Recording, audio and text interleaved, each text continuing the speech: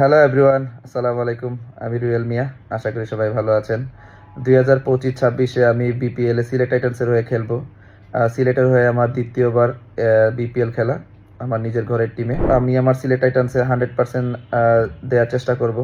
আমার টিম যাতে ফাইনাল খেলে এবং শিরোপা যাতে আমাদের সিলেটেই থাকে, সবাই দোয়া করবেন। আমাদের টিমে মেহেদী হাসান মিরাজ ভাই খেলবেন অধিনায়ক, মোহাম্মদ আমির খেলবেন যিনি আমার আইডল। তার সাথে আমার এই বছর খেলা হবে সিলেট টাইটান্সের হয়ে। তার কাছ থেকে আমি অনেক কিছু শেখার চেষ্টা করব এবং আমার সিলেট টিমকে আমি দেওয়ার চেষ্টা করব এবং যাতে আমার সিলেট টিম ফাইনাল খেলতে পারি এবং আমরা ফাইনালে যাতে চ্যাম্পিয়ন হতে পারি আমাদের সিলেট টাইটান্স।